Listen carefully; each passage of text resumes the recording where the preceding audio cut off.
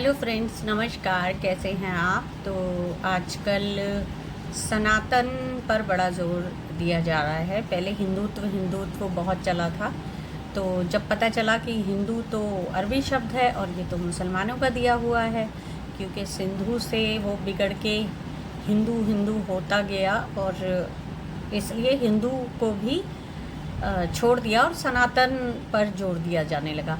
अब सनातन क्या है?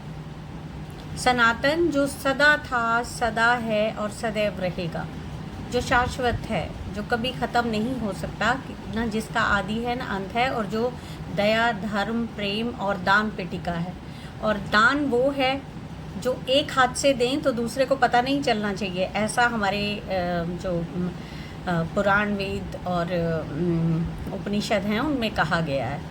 तो यहाँ तो लेकिन उल्टा हो रहा है। यहाँ तो जो भी कुछ सनातन के विरुद्ध है उसका तो विरोध ही करेंगे ना हिंदू लोग, सनातनी लोग।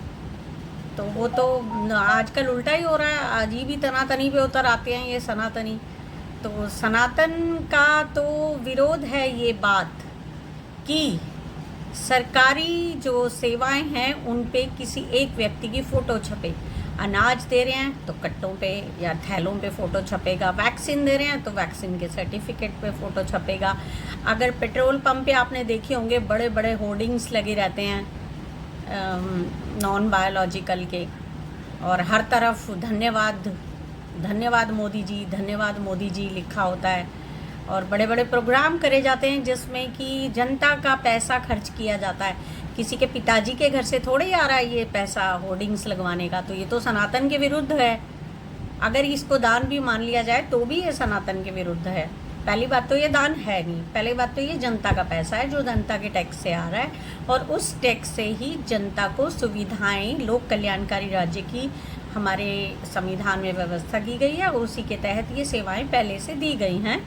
और पहले से कांग्रेस के समय में ये अधिकार के रूप में दिया जाता था। Right to education, right to food, right to information और राइट टू, मतलब हेल्थ तो अभी नहीं हो पाया था, लेकिन बाकी चीज़ें कांग्रेस के टाइम में थी। अधिकार था आपको खाने का, भोजन का, शिक्षा का, स्वास्थ्य का, रोजगार का। तो वो इन्होंने अब दान बना दिया है।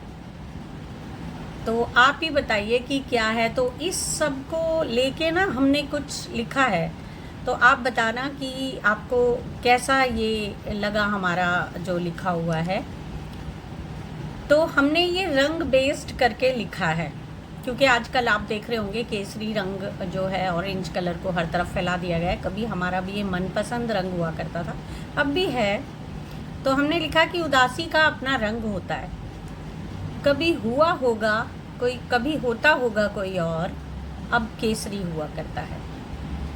आनंद और उल्लास को पलट देने वाला सदा से दोषी हुआ करता है। क्योंकि ना जो केसरी रंग है ना, जो भगवा कलर है, इसको ना उल्लास का, खुशी का, आनंद का, हर्षोल्लास का जो रंग है समझा जाता है।